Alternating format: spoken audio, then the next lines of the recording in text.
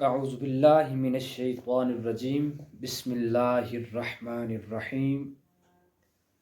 ان اللہ وملائکتہ یصلون علی النبی یا ایہا الذین آمنوا صلوا علیہ وسلموا تسلیما اللہم صل علی سیدنا و مولانا محمد وعلی آل سیدنا و مولانا محمد مبارک وسلم بلغ العلا بکمالہ کشف الدجا بجمالہ حسنت جمیع خصالہ صلو علیہ وآلہ۔ سامعین مکرم و ناظرین محترم، آج ہم جس عنوان پہ گفتگو کرنے جا رہے ہیں وہ عنوان قرآن پاک کی سورہ نمبر 5 سورۃ المائدہ پہ گفتگو کریں گے۔ سورۃ المائدہ کا تعارف، اس کے فضائل اور ان کے مضامین کا اجمالی طور پہ ذکر کریں گے۔ حضرات زیبا کار، سورۃ المائدہ قرآن پاک کی 5ویں سورہ مبارکہ ہے۔ ترتیب توقیفی کے حوالے سے، اور یہ سورہ پاک مدینہ منورہ میں نازل ہوئی۔ اس کی ایک آیت جو کہ تکمیل دین کی آیت بھی کہلاتی ہے، الیوم اکملت لکم دینکم واتممت علیکم نعمتی ورضیت لکم الاسلام دینا۔ یہ آیت مبارکہ مکہ میں نازل ہوئی، البتہ ہجرت مدینہ کے بعد جتنی بھی صورتیں نازل ہوئی وہ ساری کی ساری صورتیں مدنی صورتیں کہلاتی ہیں۔ تو ادوار کے اعتبار سے یہ صورت مدنی صورت ہے، اور اس سورہ مبارکہ کے 16 رکوع اور 120 آیات مبارکہ ہیں۔ اس کا نام المائدہ، مائدہ عربی زبان میں دسترخوان کو کہتے ہیں، اور اس سورت کے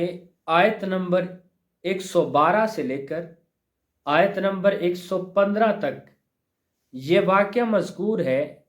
کہ حضرت عیسیٰ نبینا علیہ الصلاۃ والسلام کے حواریوں نے حضرت عیسیٰ علیہ الصلاۃ والسلام سے آسمان سے مائدہ یعنی کھانے کے دسترخوان کے نزول کا مطالبہ کیا، اور حضرت عیسیٰ علیہ الصلاۃ والسلام نے اللہ تعالیٰ سے مائدہ کے نازل ہونے کی دعا کی۔ اس واقعے کی مناسبت سے اس سورہ مبارکہ کا نام جو ہے وہ مائدہ رکھا گیا۔ سورۃ المائدہ کے فضائل احادیث مبارکہ کی روشنی میں اس سورہ مبارکہ کی ایک آیت مبارکہ کے بارے میں حضرت عمر فاروق امیر المؤمنین رضی اللہ تعالی عنہ سے مروی ہے کہ ایک یہودی نے ان سے کہا، اے امیر المؤمنین رضی اللہ تعالی عنہ، آپ اپنی کتاب میں ایک ایسی آیت کی تلاوت کرتے ہیں، اگر وہ آیت ہم یہودیوں کے گروہ پر نازل ہوتی تو جس دن وہ نازل ہوتی ہم اس دن کو عید کے طور پر مناتے۔ حضرت عمر فاروق رضی اللہ تعالی عنہ نے استفسار کیا کہ وہ کون سی آیت ہے؟ اس یہودی نے عرض کی کہ وہ آیت یہ ہے، الیوم اکملت لکم دینکم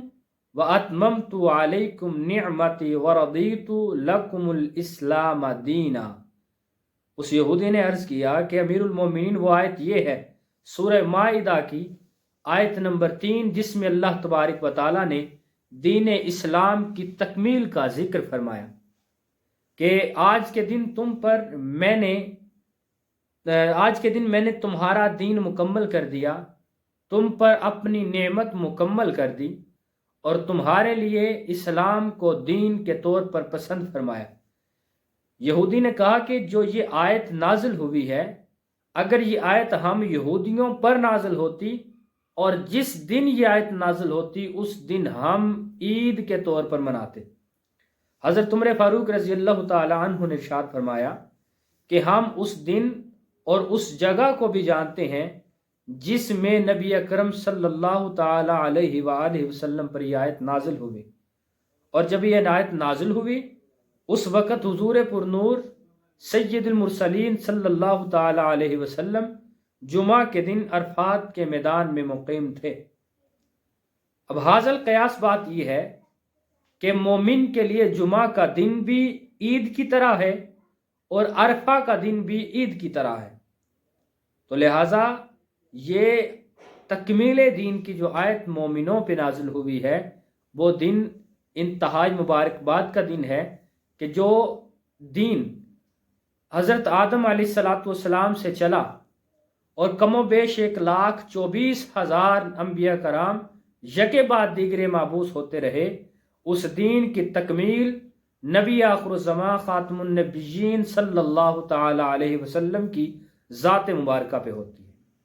آقا علیہ السلام نے فرمایا کہ تمام انبیاء اور رسل اور میری مثال اس طرح ہے جیسے کسی نے ایک محل تیار کیا ہو اور اس محل میں فقط ایک اینٹ کی گنجائش ہو اور پھر وہ اینٹ بھی لگا دی جائے، اب محل مکمل بن گیا، نہ اس میں کمی کی جائے گی نہ اس میں کوئی زیادتی کی جائے گی۔ مصطفیٰ کریم علیہ السلام نے فرمایا کہ وہ آخری اینٹ میری ذات ہے، میری ذات کے بعد نہ تو کوئی نبی آئے گا نہ جو نبی آ چکے ہیں ان میں کوئی کمی کی جائے گی۔ تو اس کی دوسری جو فضیلت ہے وہ حضرت عبداللہ بن عمرو رضی اللہ تعالی عنہ آپ فرماتے ہیں کہ جب حضور پر نور رؤوف الرحیم سید المرسلین صلی اللہ تعالی علیہ وسلم پر سورہ مائدہ کا نزول ہوا، اس وقت آپ صلی اللہ تعالی علیہ وسلم اپنی سواری پر سوار تھے، تو سواری میں آپ صلی اللہ علیہ وسلم کا بوجھ اٹھانے کی طاقت نہ رہی،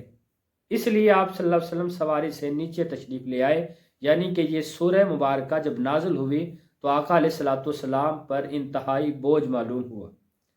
تو وحی کے ذرائع بھی اسی طرح ہے کہ وحی کبھی تو پردے کے پیچھے سے سنوا دی جاتی، وحی کبھی چپکے سے دل میں بات ڈال دی جاتی، کبھی وحی کو فرشتہ لے کر آتا، اور کبھی وحی کی صورت یہ تھی گھنٹی کی آواز کے ساتھ وحی اترتی، اور آقا علیہ السلام پر جو وحی تھی وہ انتہائی سخت معلوم ہوتی۔ اگر آقا علیہ السلام سخت سردی میں ہوتے تو رسول اللہ صلی اللہ علیہ وسلم کا آپ صلی اللہ علیہ وسلم کا جسم اقدس جو ہے وہ پسینے سے شرابور ہو جاتا، آپ کی سواری وزن سے بیٹھ جاتی، تو یہ وحی جو ہے آقا علیہ السلام پر انتہائی سخت معلوم ہوتی۔ حضرت مجاہد رضی اللہ تعالی عنہ سے مروی ہے، نبی آخر الزمان صلی اللہ علیہ وسلم نے ارشاد فرمایا تم اپنے مردوں کو سورہ مائدہ اور عورتوں کو سورۃ النساء سکھاؤ۔ یہ آقا علیہ السلام کا حکم ہے کہ مردوں کو سورۃ المائدہ سکھاؤ اور عورتوں کو سورۃ النور سکھاؤ۔ اس پر حضرت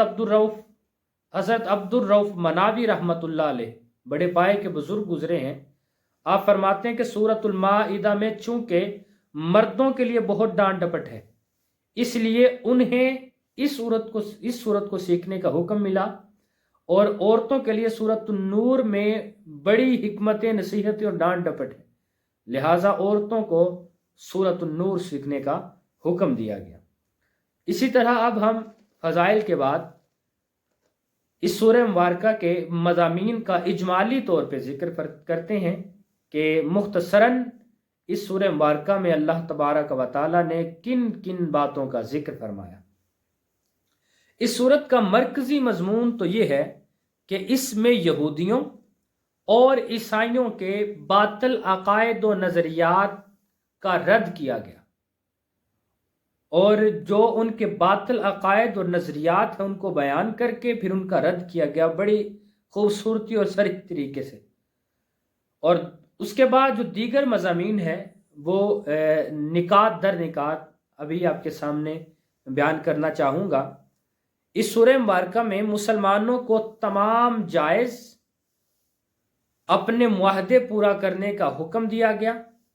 اور ان جانوروں کے بارے میں بتایا گیا جو مسلمانوں پر حرام ہیں اور جو مسلمانوں پر حلال ہیں۔ یہ اس سورہ مبارکہ میں اللہ تبارک و تعالیٰ نے ارشاد فرمایا۔ اس کے بعد جو دینی معاملات میں وضو، غسل، تیمم کے احکامات اسی صورت میں بیان ہوئے، اور انصاف کے ساتھ گواہی دینے اور نا انصافی سے بچنے کا حکم بھی اللہ تبارک و تعالیٰ نے سورۃ المائدہ میں ارشاد فرمایا۔ بنی اسرائیل سے وعدہ لینے اور ان کی وعدہ خلافی کرنے اور پھر ان کے انجام کے بارے میں ذکر اسے سورہ مبارکہ میں فرمایا۔ اور اس کے بعد بنی اسرائیل کا جب بحرین سے جہاد نہ کرنے کا واقعہ بیان کیا گیا، چوری کرنے، ڈاکہ زنی کرنے کی سزا بیان کی گئی، شراب اور جوئے کی حرمت کا بیان سورۃ المائدہ میں بیان ہوا، قسم کے کفارے کا بیان، احرام کی حالت میں شکار کے احکام اور قرآن کے احکام پر عمل کو ترک کرنے کی وعید، یہودیوں، عیسائیوں، منافقوں اور مشرکوں سے ہونے والی بحث کا بیان بھی اسی سورہ مبارکہ میں اللہ تبارک و تعالیٰ نے نازل فرمایا۔ اس کے علاوہ مسلمانوں کو اپنی اصلاح کرنے کا حکم دیا گیا اور اصلاح کا طریقہ بھی بیان کر دیا، اور یہ بھی فرمایا کہ وَتَعَاوِنُوا عَلَى الْبِرِّ وَالتَّقْوَىٰ کہ نیکی اور پرہیزگاری کے کاموں میں ایک دوسرے کی مدد کی جائے، اور اسی طرح فرمایا کہ جو گناہ سرکشی کے کاموں پر ایک دوسرے کے ساتھ تعاون نہ کریں وہ تعاون حرام ہے، کفار کے ساتھ دوستی کرنا حرام ہے۔ نیز گواہی کے متعلق فرمایا کہ گواہی دینے والا عادل ہو اور انصاف کے ساتھ فیصلہ کیا جائے اور مسلمانوں کے درمیان مساوات قائم کی جائے، یعنی کہ دوستی تو کرنا درست نہیں، دوستی کرنا تو جائز نہیں، البتہ عیسائیوں کے ساتھ، یہودیوں کے ساتھ، غیر مسلموں کے ساتھ حسن سلوک کرنا اور ان کے حقوق ان کو پہنچانا اور ان کے معاملات میں عدل اور انصاف کے دامن کو تھامے رکھنے کا حکم اللہ تبارک و تعالیٰ نے فرمایا، اور یہی عین حقیقی اسلامی ریاست کا ایک تصور ہے۔ ریاست مدینہ اسی ریاست کو کہا جاتا ہے جس میں تمام انسانوں کے حقوق برابر ہوں، تمام انسانوں کے لیے انصاف کا ترازو برابر ہو، تمام انسانوں کے لیے عدل ہو۔ تو لہٰذا اگرچہ غیر مسلموں کے ساتھ دوستی قائم کرنے کا حکم اللہ تبارک و تعالیٰ نے نہیں دیا، البتہ غیر مسلموں کے ساتھ حسن سلوک اور ان کے ساتھ عدل و انصاف کا برتاؤ کرنے کا اللہ پاک نے حکم ضرور ارشاد فرمایا۔ اللہ تعالیٰ کا دین ایک ہی ہے، اگرچہ انبیاء کرام علیہم السلام کی شریعت اور ان کے طریقے مختلف ہیں۔ دیکھیں، اللہ تبارک و تعالیٰ کا دین ایک ہے۔ آدم علیہ السلام سے لے کر اور خاتم النبیین صلی اللہ تعالی علیہ وآلہ وسلم تک اللہ تبارک و تعالیٰ نے سب کے سب دین کا جو بنیادی علم ہے، بنیادی نقطہ وہ ایک ہے۔ اب ہر دین کی ضروریات اور تقاضے مختلف ہیں، ان کے احکام مختلف ہیں، البتہ دین کی بنیاد وہ بالکل درست ایک جیسی ہے۔ آدم علیہ السلام جس خدائے واحد کی طرف بلاتے وہ اللہ تبارک و تعالیٰ کی ذات ہے۔ ابراہیم علیہ السلام بھی اسی خدائے واحد کی طرف بلا رہے ہیں۔ حضرت عیسیٰ و موسیٰ علیہ السلام بھی اسی خدا کی طرف بلا رہے ہیں، اور نبی آخر الزمان صلی اللہ علیہ وآلہ وسلم بھی اسی اللہ تبارک و تعالیٰ کی طرف بلا رہے ہیں۔ اسی طرح آخرت کا جو کنسیپٹ ہے وہ تمام امتوں میں مشترکہ ہے۔ اسی طرح فرشتوں کے بارے میں جو عقیدہ ہے وہ تمام امتوں کا مشترکہ عقیدہ ہے۔ اسی طرح مردوں کو دوبارہ زندہ کرنے کا جو عقیدہ ہے وہ تمام مذاہب میں مشترکہ ہے۔ اللہ تبارک و تعالیٰ کی جو نازل کردہ کتب ہیں، سابقہ آسمانی کتب ہیں، اور اسی طرح جو سابقہ انبیاء کرام ہیں ان پر ایمان لے کر آنا بھی مشترکہ ہے۔ تمام نبیوں پر ایمان لے کر آنا بھی مشترکہ عقیدہ ہے۔ لہٰذا عقائد کی بنیاد پر تمام مذاہب جو الہامی ہیں، آدم علیہ السلام سے لے کر نبی آخر الزمان صلی اللہ علیہ وسلم تک، ان تمام مذاہب کے عقائد میں کسی قسم کا کوئی اختلاف نہیں، البتہ ہر مذہب کے احکام مختلف ہیں۔ روزہ کے حوالے سے پہلی امتیں روزہ جو ہے وہ 24 گھنٹے کا روزہ رکھتی تھی، امت مسلمہ کے لیے یہ انعام دے دیا گیا۔ پہلی امتوں میں 3 دن ایک ہفتے میں روزے بھی رکھے جاتے تھے، لیکن ہمیں جو ہے روزہ فرض جو ہے وہ رمضان المبارک میں فرما دیا۔ اسی طرح پہلی امتیں بھی عبادت کرتی تھیں، ان کے رسوم، ان کا طریقہ اور تھا۔ نبی آخر الزمان صلی اللہ علیہ وسلم کی امت خیر جو ہے اس کا طریقہ اور ہے۔ اس طرح احکام میں تو فرق ہے، لیکن عقائد میں تمام ادیان میں کوئی فرق نہیں ہے۔ البتہ کسی بھی مذہب کا کوئی بھی شخص جب کسی ایک نبی کا بھی انکار کرے گا وہ مومن نہیں ہو سکتا۔ تو دیگر جو مذاہب کے ماننے والے ہیں وہ اگرچہ اللہ کو ایک مانیں، یوم آخرت پر یقین رکھیں، ملائکہ پر یقین رکھیں، سابقہ انبیاء کرام کو مانیں، جب تک وہ دل و جان سے نبی مصطفیٰ صلی اللہ علیہ وسلم پر ایمان لے کر نہیں آئیں گے وہ مومن نہیں ہو سکتے۔ اور اسی طرح اگر کوئی نبی آخر الزمان صلی اللہ علیہ وسلم کو مان رہا ہے اور دل و جان سے مان رہا ہے اور سابقہ انبیاء میں سے کسی ایک نبی کا انکار کر رہا ہے وہ بھی مومن نہیں ہو سکتا۔ تو اس لیے اللہ تبارک و تعالیٰ نے جو عقائد نازل فرمائے، اور دیکھیں نبی آخر الزمان صلی اللہ علیہ وسلم کو تو سابقہ امتیں مانتی آئی ہیں، انجیل میں، تورات میں، زبور میں نبی آخر الزمان صلی اللہ علیہ وسلم کے تذکرے ملتے ہیں۔ تو سابقہ جتنی بھی امتیں گزری ہیں وہ اپنے نبی، سابقہ نبیوں کو ماننے کے ساتھ ساتھ آنے والے نبی محترم صلی اللہ علیہ وسلم پر بھی ایمان لے کر آئے، اور ان کی کتابوں میں یہ لکھا گیا کہ اگر کوئی اس عمر کو پہنچے کہ آپ صلی اللہ علیہ وسلم تشریف لے آئیں تو فوراً اس دین سے ہٹ کر دین اسلام میں چلے جائیں۔ اسی طرح جو تکمیل دین کی آیت ہے سورۃ المائدہ میں، اللہ تبارک و تعالیٰ نے موضوع بنایا کہ دین تمہارے لیے مکمل کر دیا گیا، اس میں نہ تو کوئی کمی نہ بیشی، اللہ تبارک و تعالیٰ نے جو کچھ اتارنا تھا اس میں اتار دیا گیا، تم پر اپنی نعمت تمام کر دی، تمہارے لیے ایک دین کو پسند کیا جس دین کا نام اسلام ہے۔ اور اس کے بعد نبی آخر الزمان صلی اللہ علیہ وسلم کی نبوت پوری مخلوق کو عام، اور آپ صلی اللہ علیہ وسلم کو تبلیغ عام کا حکم دیا گیا۔ عبرت اور نصیحت کے لیے اس سورہ مبارکہ میں 3 واقعات درج فرمائے، 3 واقعات نازل فرمائے۔ ایک حضرت موسیٰ علیہ السلام اور بنی اسرائیل کا واقعہ، حضرت آدم علیہ السلام اور ان کے 2 بیٹوں قابیل اور حابیل کا واقعہ، قابیل کے حابیل کو قتل کرنے کا واقعہ جو ہے اس سورہ مبارکہ میں بیان فرمایا،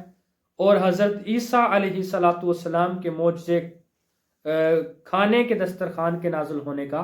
واقعہ اس سورہ مبارکہ میں بیان فرمایا۔ اس کے مضامین جو ہیں وہ ہم نے اجمالی طور پہ ان کو دیکھا۔ ان کے حوالے سے اگر ہم ان کو پڑھنا چاہتے ہیں تو تفاسیر القرآن جو ہیں ان سے رجوع کیا جائے، تبیان القرآن، صراط الجنان، تفہیم القرآن، عرفان القرآن، ان قرآنی انسائکلوپیڈیا، ان سے آپ رجوع کر سکتے ہیں۔ اللہ تبارک و تعالیٰ سے دعا ہے کہ جو کچھ پڑھا اور آپ لوگوں نے جو کچھ سماعت فرمایا اس کو اپنی بارگاہ میں قبول فرمائے، اور اس سیگمنٹ میں اگر زبان کی لکنت سے یا کوئی غلطی جو میں نہ سمجھ سکا ہو گئی ہے تو وہ کمنٹ سیکشن میں ضرور بتائیں۔ اللہ تبارک و تعالیٰ آپ کا حامی و ناصر ہو۔ اللہ حافظ۔